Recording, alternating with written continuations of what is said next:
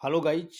आप लोग सभी का अपना यूट्यूब चैनल देहाती टीचर पे स्वागत है। जैसा कि आप लोगों को जानकारी होगा कि बिहार एसएससी इंटर लेवल का एग्ज़ाम जुलाई के महीने में होने वाले हैं और वो भी जुलाई के फर्स्ट वीक में ही होने वाले हैं।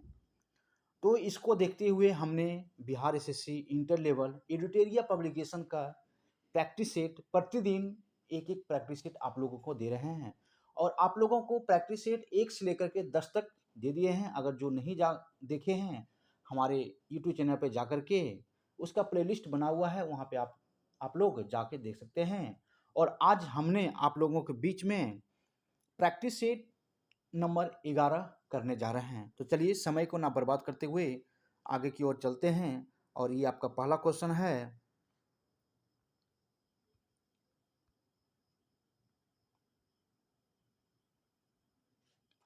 पहला क्वेश्चन है कि निम्नलिखित में से कौन सी भारतीय क्षेत्र में एक खाड़ी नहीं है।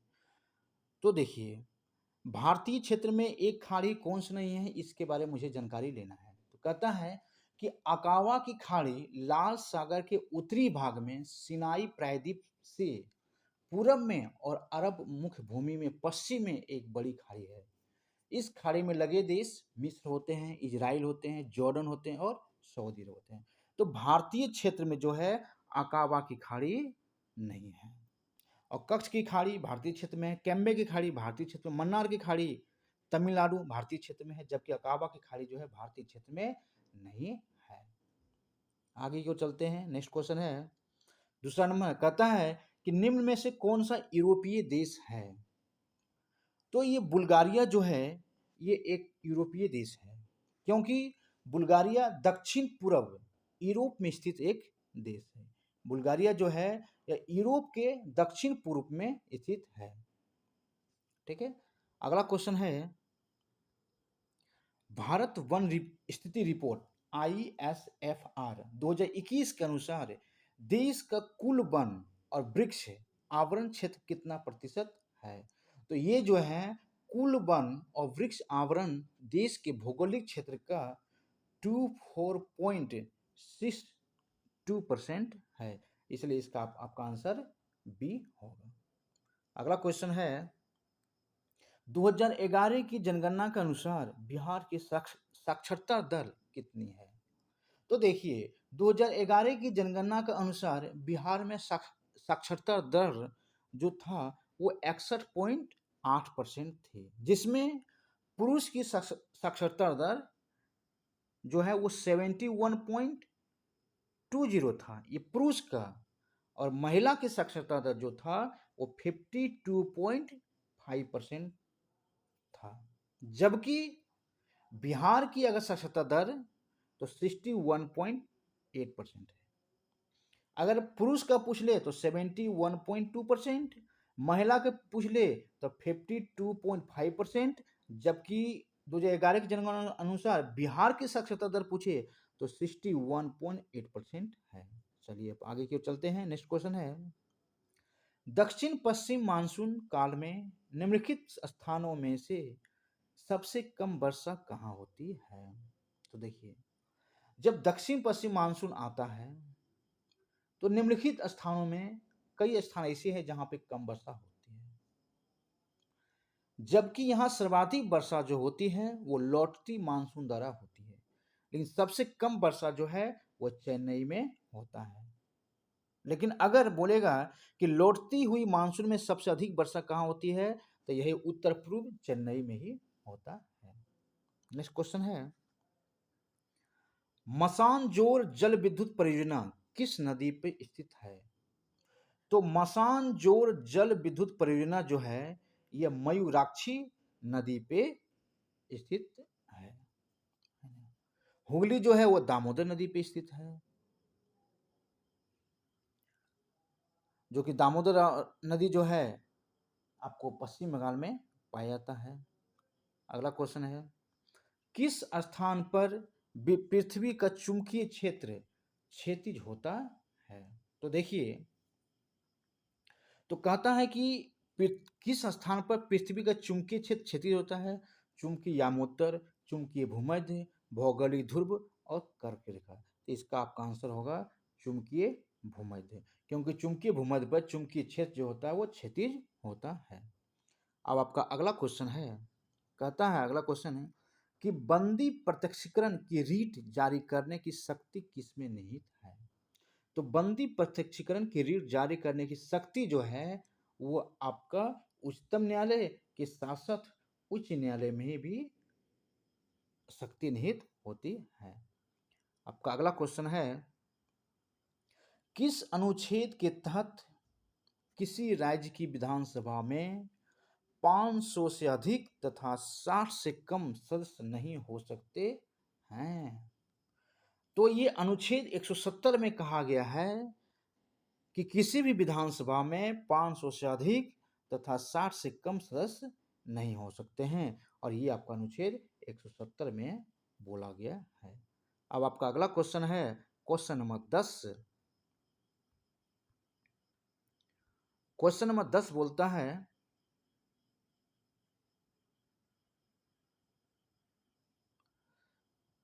अनुसूचित जातियों के लिए अलग राष्ट्रीय आयोग किस वर्ष में अस्तित्व में आया था। तो 2004 ईस्वी में अनुसूचित जातियों के लिए एक अलग राष्ट्रीय आयोग अस्तित्व में आए थे, जबकि इसकी घोषणा 2003 में ही किया गया था, है ना, 89वां संविधान संशोधन अधिनियम के द्वारा, लेकिन यह लागू 2004 ईस्वी में हुआ था। अगला क्वेश्चन है, किस संविधान संशोधन द्वारा राष्ट्रपति को कोई भी मामला मंत्री परिषद द्वारा पुनः विचार किए जाने के लिए वापस भेजने के लिए अधिकार दिया गया है। तो देखिए 44वें संविधान संशोधन अधिनियम कब आया था। तो 44वें संविधान संशोधन अधिनियम 1978 ईस्वी में आए थे, और 44वें संविधान संशोधन अधिनियम 1978 द्वारा राष्ट्रपति को कोई भी मामला मंत्रिपरिषद द्वारा पुनः विचार किए जाने के लिए वापस भेजने का अधिकार दिया गया है। अब आपका अगला क्वेश्चन है, कहता है कि निम्न में से किस भाषा को केंद्रीय सरकार द्वारा शास्त्रीय भाषा मतलब क्लासिकल भाषा का दर्जा दिया गया है। तो देखिए कहता है कि तमिल भाषा को, आपका आंसर इसमें तमिल होगा, कहता है कि तमिल भाषा को भारत में क्लासिकल भाषा का दर्जा दिया गया है, क्योंकि भारत में 6 शास्त्रीय क्लासिकल भाषा है। भारत में कुल मिला के 6 जो है शास्त्रीय क्लासिकल भाषा है, जो कि तमिल को 2004 में, संस्कृत को 2005 में, तेलुगु को 2008 में, कन्नड़ को 2008 में, मलयालम को 2013 में और ओडिसी को 2014 में किया गया। लेकिन सबसे पहले जो है वो तमिल को 2004 में क्लासिकल डांस में इसका दर्जा दिया गया था। अगर आपको बोला जाए कि कितने क्लासिकल डांस हैं तो आपको बोलना है 6। चलिए अब नेक्स्ट आगे की ओर चलते हैं। कहता कि संविधान के किस अनुच्छेद में सर्वोच्च न्यायालय को अभिलेख न्यायालय के रूप में वर्णन किया गया है। तो अनुच्छेद 129 के तहत सर्वोच्च न्यायालय को कोर्ट ऑफ रिकॉर्ड मतलब सर्वोच्च न्यायालय को अभिलेख न्यायालय के रूप में परिवर्तन करने का, वर्णन करने का अधिकार दिया गया है, इसलिए इसका आपका आंसर होगा डी। अब आगे की ओर चलते हैं। राष्ट्रपति के निर्वाचन में निम्नलिखित में से कौन भाग नहीं लेता है। तो राष्ट्रपति के निर्वाचन में लोकसभा का गैर निर्वाचित सदस्य उसमें भाग नहीं लेते हैं, इसका आपका आंसर सी होगा, क्योंकि लोकसभा का गैर निर्वाचित सदस्य जो होते हैं वो राष्ट्रपति के निर्वाचन में भाग नहीं लेते हैं। आपका अगला क्वेश्चन हुआ कि निम्नलिखित में से कौन सा विकल्प रंगराजन समिति से संबंधित है। चलिए देखिए, समिति बहुत सारे हैं, जैसे कि स्वामीनाथन समिति हो गया, जानकी रमन समिति हुआ, गोस्वामी समिति हुआ, रंगराजन समिति हुआ, खुसरो समिति हुआ, सत्यम समिति होता है, महाजन समिति होता है, भूरीवास समिति होता है। इसके अलावा भी बहुत सारी समिति हैं, लेकिन यहाँ पे बोला जाता है कि कौन सा विकल्प रंगराजन समिति से संबंधित है। तो रंगराजन समिति का संबंध जो है वो भुगतान संतुलन से है, जबकि जनसंख्या नियंत्रण का संबंध जो है ना, आपको आगे भी बता देते हैं कि जनसंख्या नियंत्रण का पूछा जाएगा तो जनसंख्या नियंत्रण का संबंध जो है वो स्वामीनाथन समिति से है। किसका है? स्वामीनाथन।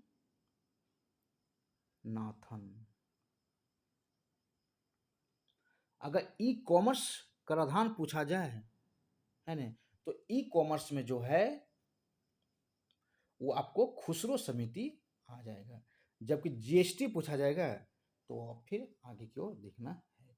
चलिए अब आगे की ओर बढ़ते हैं और आपका ये अगला क्वेश्चन है कि प्रति व्यक्ति आय की गणना कैसे की जाती है। तो प्रति व्यक्ति आय की गणना जो है किसी भी देश में प्रति व्यक्ति अर्जित करने वाली औसत को प्रति व्यक्ति आय कहते हैं। तो इसको हम लोग कैसे निकालते हैं? प्रति व्यक्ति आय तो राष्ट्रीय आय बटा जनसंख्या, राष्ट्रीय आय और बटा जनसंख्या, तो ये मेरा प्रति व्यक्ति आय की गणना होती है।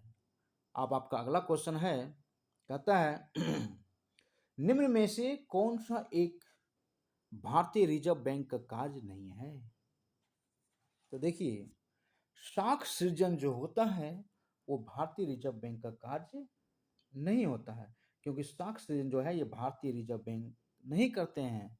साख सृजन का कार्य वाणिज्य बैंकों द्वारा किया जाता है, जबकि साख नियंत्रण अगर बोलेगा, मौद्रिक नियंत्रण का निर्माण वाणिज्य बैंकों की शिखर संस्था के रूप में रिजर्व बैंक करते हैं। अब आपका क्वेश्चन नंबर 18 मतलब 18 है, और क्वेश्चन नंबर 18 पे चलते हैं। और क्वेश्चन नंबर आपका 18 जो है ये बहुत ही इजी है। यहाँ पे आपको बोला जाता है कि एक माइक्रोन किसके बराबर होता है। तो एक माइक्रोन जो होते हैं वो 10 के पावर -6 मीटर के बराबर होता है। 10 के पावर -6 मीटर बराबर एक माइक्रोन होते हैं।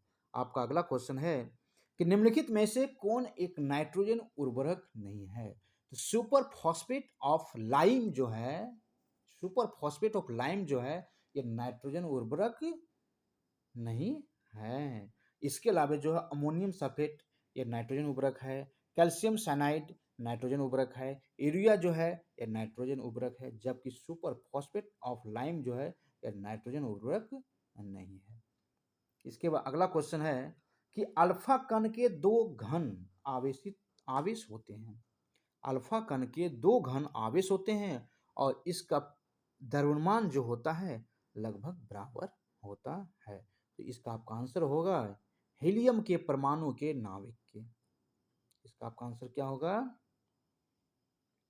हीलियम के परमाणु के नाभिक के, हीलियम के परमाणु के नाभिक के। इसके बाद आपका अगला क्वेश्चन है क्वेश्चन नंबर 21, और क्वेश्चन नंबर 21 बोलता है कि रासायनिक तत्व के अणु के संदर्भ में चुंबकीय क्वांटम संख्या का संबंध है। तो चुंबकीय क्वांटम सीधी आपको जानना है कि चुंबकीय क्वांटम संख्या का संबंध जो है वो अभिविन्यास से होता है। चलिए अब आपका अगला क्वेश्चन है, कहता है कि पायरुवेट का कार्बन डाइऑक्साइड पानी और ऊर्जा देने के लिए विघटन होता है। तो कहाँ पे होता है? तो पायरुवेट का कार्बन डाइऑक्साइड एवं पानी और ऊर्जा देने के लिए विघटन होता है, और यह विघटन जो है आपका माइटोकॉन्ड्रिया में होता है। आपका अगला क्वेश्चन है, कहता है कि पेडोलॉजी निम्न वैज्ञानिक अध्ययन से संबंधित है। तो पेडोलॉजी में मृदा का अध्ययन किया जाता है। मृदा मतलब मिट्टी के, और मिट्टी का अध्ययन जो है वो पेडोलॉजी के अंतर्गत किया जाता है। अब आपका अगला क्वेश्चन है, निम्न में से कौन एक वास्तविक मीन मतलब मछली है। तो कैटफिश जो है ये एक वास्तविक मीन मछली अब आपका अगला क्वेश्चन है, और अगला क्वेश्चन बोलता है क्वेश्चन नंबर 25 मतलब 25, और 25 में बोलता है क्वेश्चन कि पादप कली है। तो पादप कली क्या है? तो वनस्पति विज्ञान में किसी अविकसित प्रो को कली या कलिका कहते हैं, है ना। तो पादप कली जो है वो एक भ्रूणीय टहनी को कहा जाता है। आपका अगला क्वेश्चन है कि अमीबा में भोजन का पाचन कहाँ होता है? भोजन रिक्तिका में, माइटोकॉन्ड्रिया में, असियोपोडिया में तथा क्लोरोप्लास्ट में। तो जानना है कि अमीबा में भोजन का जो पाचन जो होता है वो भोजन रिक्तिका में होता है। कहाँ पे होता है? भोजन रिक्तिका में। क्वेश्चन नंबर 27 कहता है इसमें सही कथन को चुनिए। लाल प्रकाश का तरंगे बैंगनी प्रकाश से कम है, ये बिल्कुल गलत है। लाल प्रकाश का तरंगे बैंगनी प्रकाश से ज्यादा है, तो ये बिल्कुल सही है, क्योंकि लाल प्रकाश का तरंगे जो है वो बैंगनी प्रकाश से ज्यादा है। अगर यही प्रकीर्णन बोल दे तो लाल प्रकाश का प्रकीर्णन बैंगनी प्रकाश के प्रकीर्णन से कम है, लेकिन तरंगे जो है लाल प्रकाश का तरंगे बैंगनी प्रकाश के तरंगे से अधिक है। अब क्वेश्चन नंबर 28 मतलब 28 नंबर बोलता है, और आपका क्वेश्चन नंबर 28 है, कहता है कि निम्न में से कौन विकल्प सही है? तो आप लोग जानते होंगे कि विकल्प इसमें जो है इसमें 1 जूल बराबर 10 के पावर -7 जूल होते हैं, ये भी बिल्कुल सही है। एक इलेक्ट्रॉन बेल्ट बराबर 1.6 इंटू 10 टू पावर -19 जूल होते हैं, ये भी बिल्कुल सही है। और 1 कैलोरी बराबर 4.186 जूल होते हैं, ये भी बिल्कुल सही है। इसलिए आपका इसका आंसर डी होगा। अब आपका अगला चलते हैं, कहता है कि ट्रांसफार्मर प्रयुक्त होते हैं। मतलब ट्रांसफार्मर क्या कार्य होता है? तो ट्रांसफार्मर का कार्य होता है कि एसी के वोल्टेज को उपचयन या तो अपचयन करने में, मतलब इसको कहते हैं, है ना, कि ट्रांसफार्मर जो होता है वो एसी के वोल्टेज को बढ़ाने और घटाने के काम करता है, और बढ़ाना घटाना को हम लोग उपचयन और अपचयन बोलते हैं।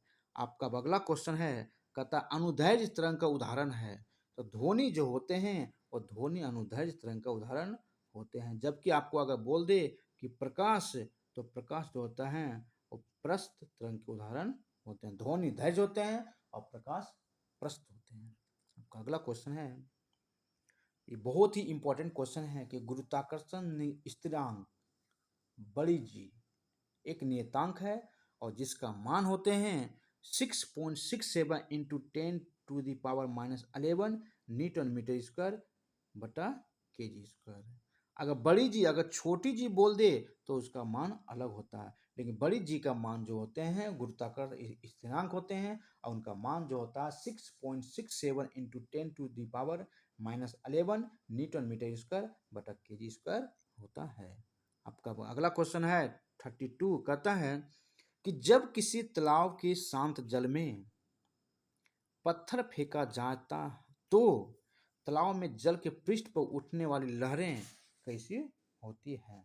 तो वो जो लहरें होती है वो लहरें अनुदैर्ध्य और अनुप्रस्थ दोनों होते हैं। वो लहरें कैसी होती है? अनुदैर्ध्य और अनुप्रस्थ दोनों लहरें होते हैं। आपका अगला क्वेश्चन है, निम्नलिखित में से ध्वनि की चाल किसमें न्यूनतम होता है? तो ध्वनि की चाल सबसे न्यूनतम जो है वो अल्कोहल में होता है। ध्वनि की चाल सबसे कम अल्कोहल में होता है। अगला क्वेश्चन है कि निम्न रंगों में विषम रंग को पहचानना है। तो इसमें लाल, हरा, पीला, जैसे कि 7 रंग होते हैं, तो पहला रंग होता है बैगनी, जामुनी, नीला, हरा,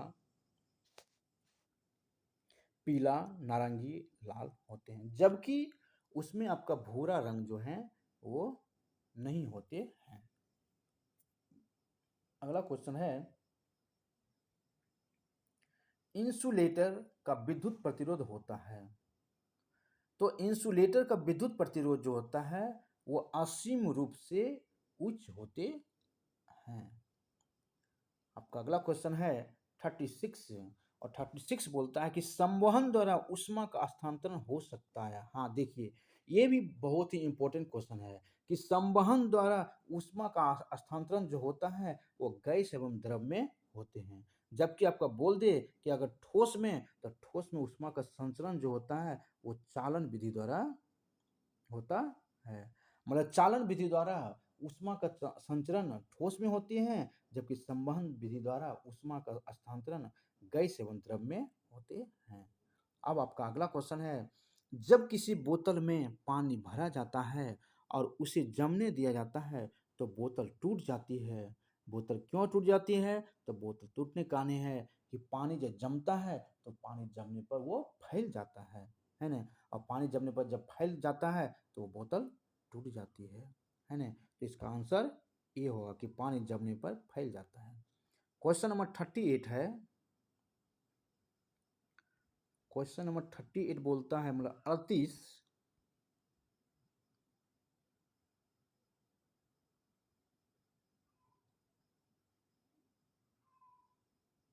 क्वेश्चन नंबर 38 बोलता है कि निम्नलिखित में से कौन सा विद्युत चुंबकीय तरंग का गुण नहीं है? तो इसमें विद्युत चुंबकीय तरंग का गुण जो है वो आपका ए में नहीं है। ए में जो है विद्युत चुंबकीय तरंग का गुण नहीं है, क्योंकि विद्युत चुंबकीय तरंग व्यक्तीकरण तथा विवर्तन नहीं दिखाती है। आपका क्वेश्चन नंबर 39 बोलता है, निम्नलिखित में से वह पदार्थ कौन सा है? निम्नलिखित में से वह पदार्थ कौन सा है जो प्रायः फ्लोरोसेंट ट्यूब में इस्तेमाल किया जाता है? तो फ्लोरोसेंट ट्यूब में पारद वाष्प तथा आर्गन का इस्तेमाल किया जाता है। आपका इसका आंसर सी होगा। अगला क्वेश्चन है क्वेश्चन नंबर 40। 40 बोलता है, प्रति अम्ल के रूप में प्रयोग किए जाने वाला क्षारक होता है। तो प्रति अम्ल के रूप में प्रयोग किए जाने वाला क्षारक जो होता है वो क्या होता है? वो मैग्नीशियम हाइड्रा ऑक्साइड होते हैं।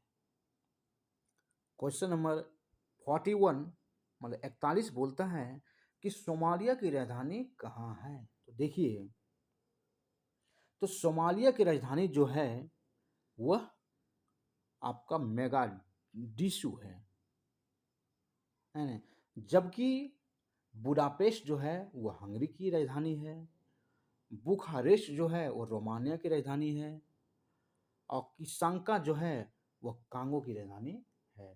बुडापेस्ट भी राजधानी है, मोगाडिस्कु डिशु भी राजधानी है, किसांका भी राजधानी है, बुखारेस्ट भी है, जबकि सोमालिया की राजधानी मोगाडिशु है। अब आपका अगला क्वेश्चन है क्वेश्चन नंबर 42, और क्वेश्चन नंबर 42 बोलता है कि निम्नलिखित में से कौन सा ऊर्जा का गैर परंपरागत स्रोत नहीं है? तो कोयला जो है वो ऊर्जा का गैर परंपरागत स्रोत नहीं है, क्योंकि गैर परंपरागत स्रोत ऊर्जा को पुनः उपयोग में लाया जा सकता है, जैसे हवा, सूर्य के प्रकाश, चक्रवात आदि। ये सभी जो हैं ये गैर परंपरागत स्रोत के अंतर्गत आते हैं, जबकि कोयला जो है वो गैर परंपरागत स्रोत के अंतर्गत नहीं है। तो इसको एक बार हम लोग यूज कर लेते हैं, तो यूज करने के बाद फिर इसको हम लोग फेंक डालते हैं, फिर पुनः हम लोग उसका यूज नहीं कर सकते हैं। अब आपका क्वेश्चन नंबर 43 कहता है कि मानव विकास सूचकांक की अवधारणा का प्रतिपादन कब किया गया था? तो मानव विकास सूचकांक की अवधारणा का प्रतिपादन आपका जो है 1990 ईस्वी में किया गया था। कब किया गया है? 1990 ईस्वी में किया गया था। आपका क्वेश्चन नंबर 44 कहता है कि राष्ट्रीय कैडेट कोर्स मतलब एनसीसी, एनसीसी का फुल होता है नेशनल कैडेट कोर्स, की स्थापना किस वर्ष की गई थी? मतलब एनसीसी की स्थापना जो हो उसका एनसीसी का स्थापना 1948 ईस्वी में हुआ था। और एनसीसी का आदर्श वाक्य है एकता और अनुशासन। और एनसीसी का मुख्य उद्देश्य होता है कि भारत की रक्षा के प्रति युवकों तथा युवतियों को जागरूक करना तथा उन्हें अंतिम रक्षा पंक्ति के लिए तैयार रखना। अब आपका क्वेश्चन 45 कहता है कि अंतरिक्ष में जाने वाली भारतीय मूल की पहली महिला कौन थी? तो अंतरिक्ष में जाने वाली भारतीय मूल की पहली महिला कल्पना चावला थी। देखिए इसमें एक क्वेश्चन और है कि अंतरिक्ष में जाने वाली भारतीय मूल की महिला कल्पना चावला थी, जो कि 2003 में स्पेस शटल कोलंबिया के दुर्घटनाग्रस्त होने से उनकी मृत्यु हो गई है। कल्पना चावला का जन्म हरियाणा के करनाल में हुआ था। अब बोला जाए कि कि कल्पना चावला की मृत्यु कब हुई थी, तो कल्पना चावला की मृत्यु जो है वो 2003 में हुई। और इनकी मृत्यु कहाँ हुई थी, तो एक कोलंबिया का जहाज था स्पेस शटल, वही जहाज को क्रश होने के कारण उनकी मृत्यु 2003 में हो गया था। क्वेश्चन नंबर 46 बोलता है भारत का आर्थिक सर्वेक्षण प्रत्येक वर्ष सरकारी तौर पे प्रकाशित किया जाता है। तो भारत का आर्थिक सर्वेक्षण प्रत्येक वर्ष सरकारी तौर पर प्रकाशित किया जाता है भारत सरकार के वित्त मंत्रालय द्वारा। किसके द्वारा? भारत सरकार के वित्त मंत्रालय द्वारा। क्वेश्चन नंबर 47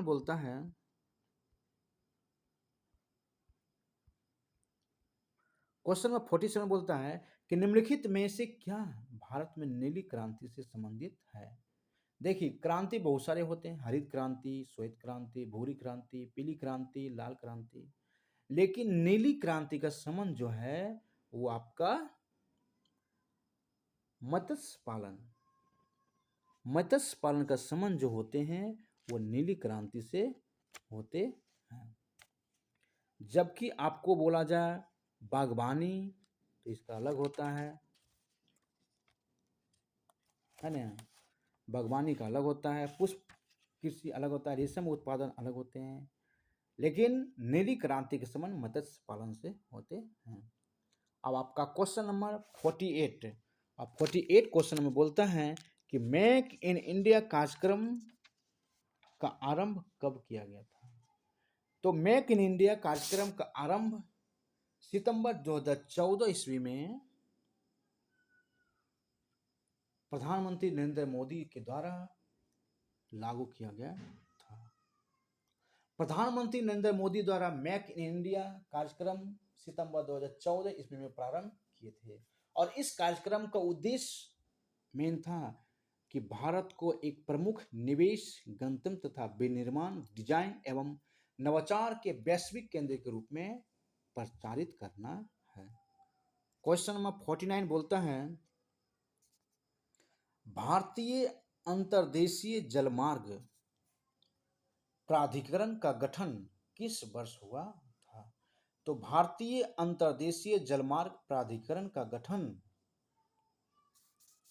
आपको 1986 ईस्वी में हुआ था। अगला क्वेश्चन, क्वेश्चन नंबर 50 बोलता है कि विश्व का एकमात्र प्लावी राष्ट्रीय पार्क कहाँ है? तो मणिपुर के बिष्णुपुर जिले में स्थित केबुल लमजाओ राष्ट्रीय पार्क विश्व का एकमात्र प्लावी राष्ट्रीय पार्क है और यह लोकटक झील का अभिन्न हिस्सा है तथा इसका क्षेत्रफल 40 वर्ग किलोमीटर है। अब आपका क्वेश्चन नंबर 51 कहता है कि मध्य प्रदेश का शिवपुरी राष्ट्रीय पार्क किस लिए महत्वपूर्ण है? तो मध्य प्रदेश का शिवपुरी राष्ट्रीय पार्क जो है वह किसके लिए प्रसिद्ध है? तो ये आपका जो है ये आपका तेंदुआ तथा चीतल के लिए प्रसिद्ध है।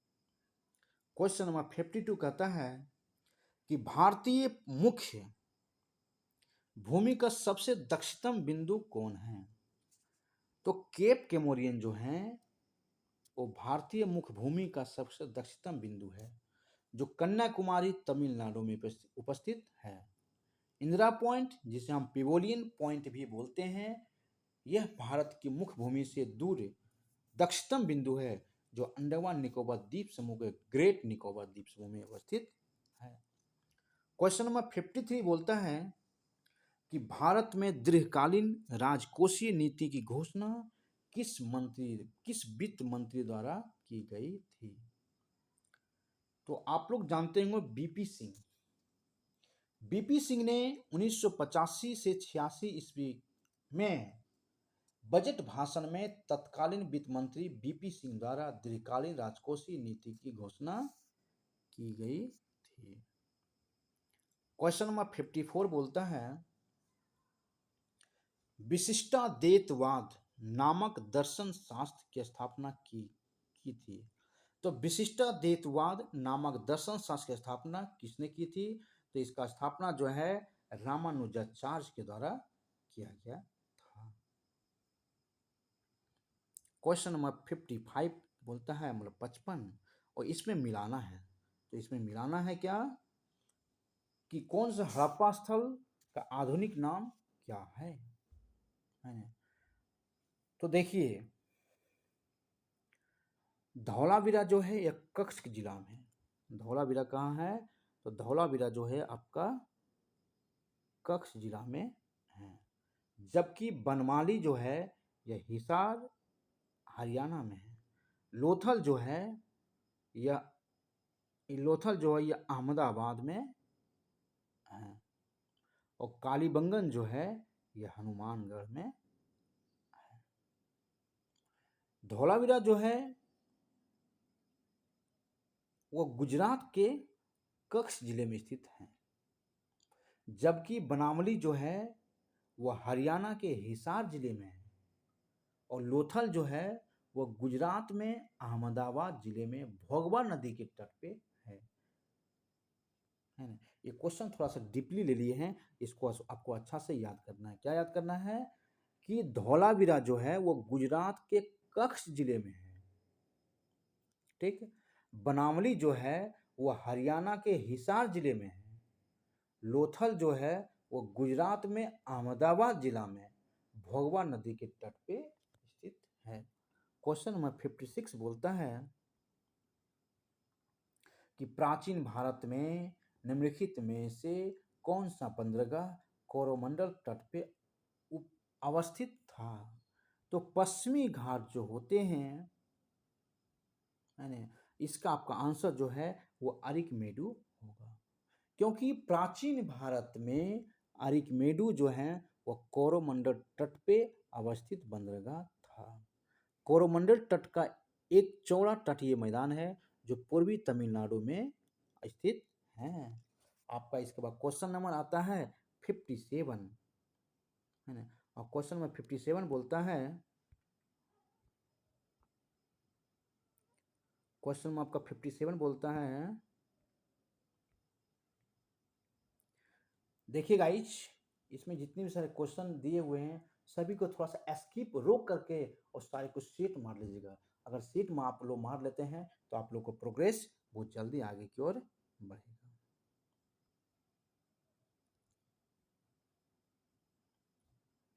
अगला क्वेश्चन है कि निम्नलिखित कथन पर विचार करें। लोदी वंश के शासक अफगानी थे, है ना? तो ये बिल्कुल सही है कि लोदी वंश के शासक जो थे वो अफगान के रहने वाले थे। दूसरा क्वेश्चन है कि लोदी वंश के शासकों ने सल्तनत को संगठित किया था, तो ये भी बिल्कुल सही है। अगला क्वेश्चन है कि लोदियों को जौनपुर के साथ संघर्ष चलता रहा, यह भी बिल्कुल सही है। जबकि लोदी शासकों ने कश्मीर को अपने समाज में मिला लिया था, ये बिल्कुल गलत है। आपका 1, 2, 3, देखिए आपका आंसर ए होता है। अब क्वेश्चन नंबर 58 बोलता है,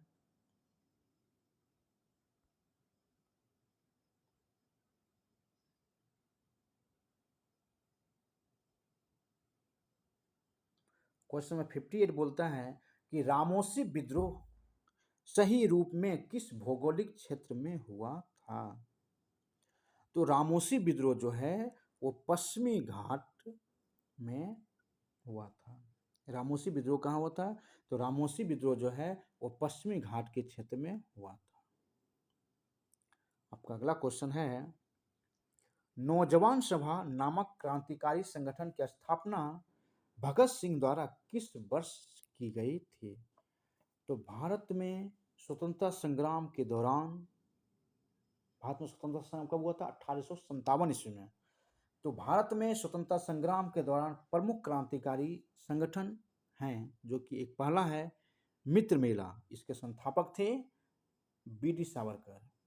अभिनव भारत, विनायक दामोदर सावरकर। भारत माता सोसाइटी, अजीत सिंह, अम्बा प्रसाद।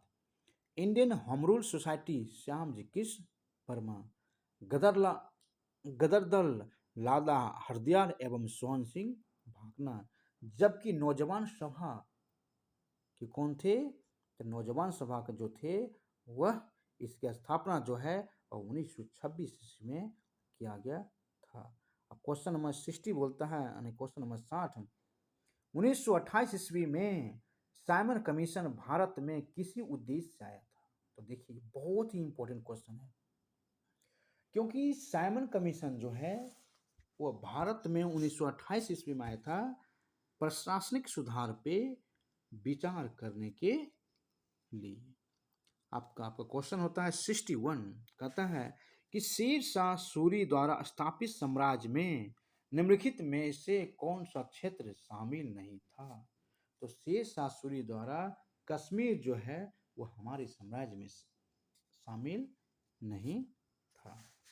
क्वेश्चन नंबर 62 बोलता है, और क्वेश्चन नंबर 62 है, किसने क्रांतिकारी संगठन अनुशीलन समिति की एक शाखा पटना में स्थापित किया था? देखिए बोलता है कि अनुशीलन समिति की एक शाखा पटना में आपको 1913 ईस्वी में स्थापित हुआ था। और 1913 ईस्वी में अनुशीलन समिति पटना में सचिंद्र नाथ सन्याल के द्वारा स्थापित किया गया था। क्वेश्चन नंबर 63 बोलता है, भारतीय राष्ट्रीय कांग्रेस की ब्रिटिश समिति की स्थापना कब की गई थी? तो भारतीय राष्ट्रीय कांग्रेस की ब्रिटिश समिति की स्थापना आपको जो है 1889 ईस्वी में किया गया था। इसके बाद आपका क्वेश्चन होता है क्वेश्चन नंबर 64 यानी 64, कहता है कि सल्तनत कालीन प्रमुख विभाग दीवान कोही का संबंध है किससे है? तो आप लोग जानते हैं कि दीवान कोही का संबंध जो है वो कृषि विभाग से है। दीवान कोही का संबंध कृषि विभाग से है। और क्वेश्चन नंबर 65 यानी कि 65 बोलता है कि निम्नलिखित में से किस मुगल शासक ने संगीत और नृत्य पर प्रतिबंध लगाया था? तो औरंगजेब एक ऐसा कुर्र शासक थे जो कि संगीत पे और संगीत के साथ साथ नृत्य पर ही प्रतिबंध लगा दिए थे। जबकि औरंगजेब स्वयं बीना का कुशल वादक था, फिर भी उसने संगीत, चित्रकला, इतिहास लेखन आदि को प्रतिबंधित कर दिया था। क्वेश्चन नंबर अब आपका आता है 66, और क्वेश्चन नंबर आपका 66 बोलता है, निम्नलिखित में से किस दिन संयुक्त राष्ट्र शांति सैनिकों का अंतर्राष्ट्रीय दिवस मनाया जाता है?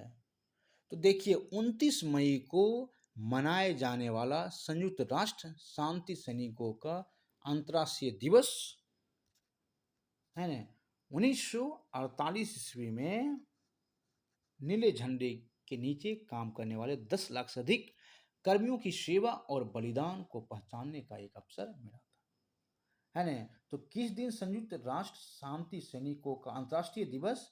ये आपका 29 मई को मनाया गया था। अब आपका अगला क्वेश्चन है, अंतरिक्ष में जाने वाली पहली अरब महिला अंतरिक्ष यात्री कौन बनी? है ना। तो अंतरिक्ष में जाने वाली पहली अरब महिला अंतरिक्ष यात्री जो थी वह रयानी बरनाबी थी। कौन थी? रयानी बरनाबी।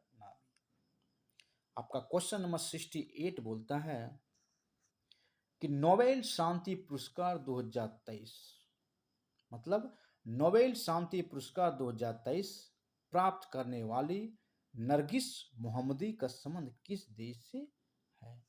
तो नरगिस मोहम्मदी के संबंध जो है वह ईरान से किससे है? ईरान से है।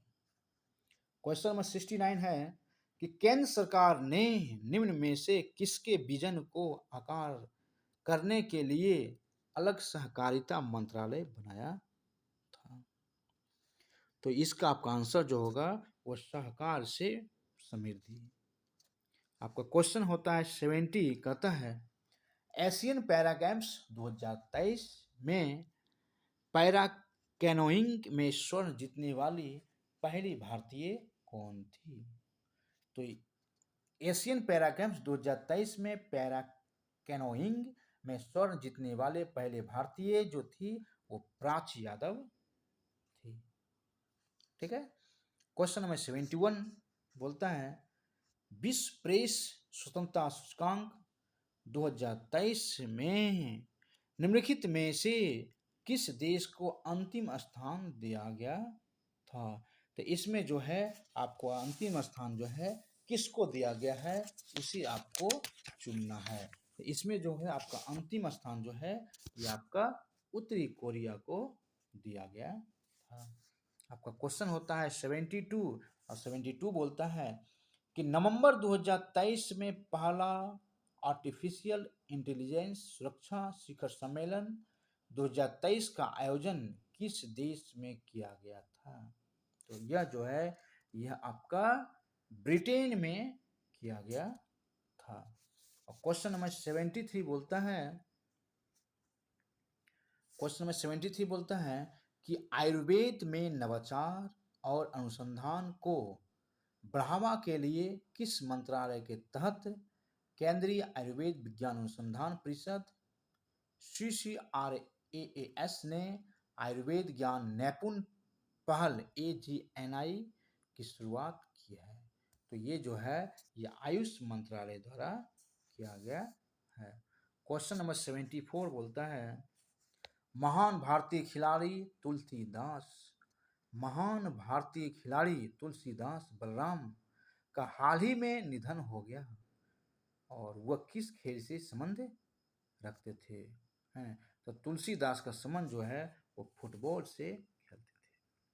कहता है कि महान भारतीय फुटबॉलर तुलसीदास बलराम का निधन 17 फरवरी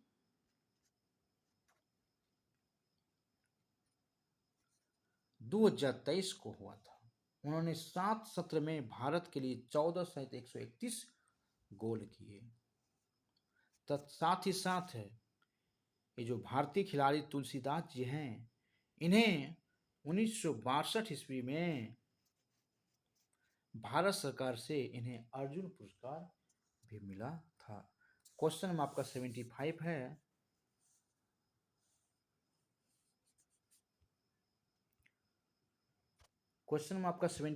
है पुस्तक the book of life my dance with Buddha for success किसके द्वारा लिखी गई है? तो यह जो है आपका विवेक रंजन अग्निहोत्री के द्वारा यह लिखा गया है। अब इसमें बहुत सारे मैथ भी हैं तो इसका हमने आंसर दे देते हैं, रीजनिंग भी है उसका आप लोग बना लीजिएगा। तो 76 का आंसर होगा 2। ठीक है। आपका अगला क्वेश्चन है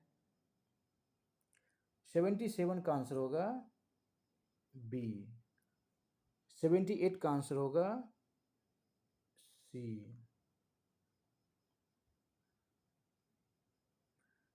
79 का आंसर होगा बी और 80 का आंसर होगा ए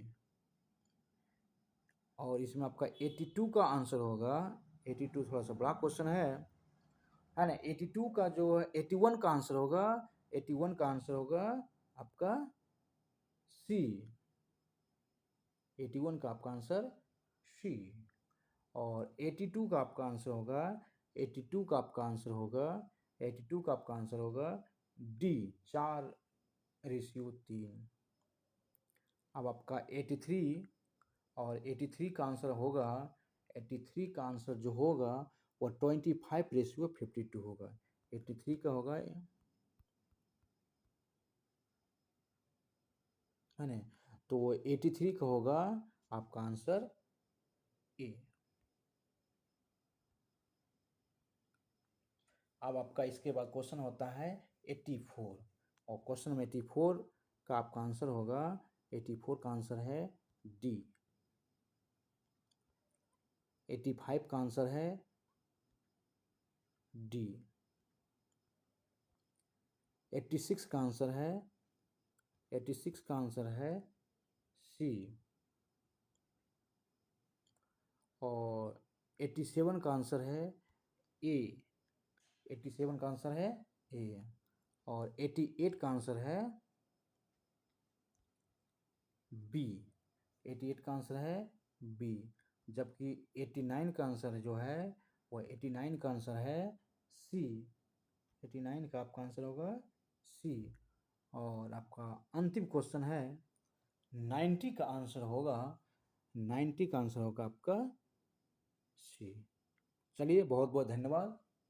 अगर ये मेरा वीडियो आप लोगों को अच्छा लगे तो आप लोग इसे लाइक, शेयर और सब्सक्राइब करना ना भूलें, तथा अपने दोस्तों को भी इसको शेयर करें, क्योंकि अगर आप लोग शेयर करते हैं तो मुझे उससे बहुत बड़ा एक मोटिवेट होता मिलता है, और जब हम मोटिवेट होते हैं तो आप लोगों के लिए प्रतिदिन जो है एक प्रैक्टिस सेट लाने को तैयार रहते हैं। धन्यवाद।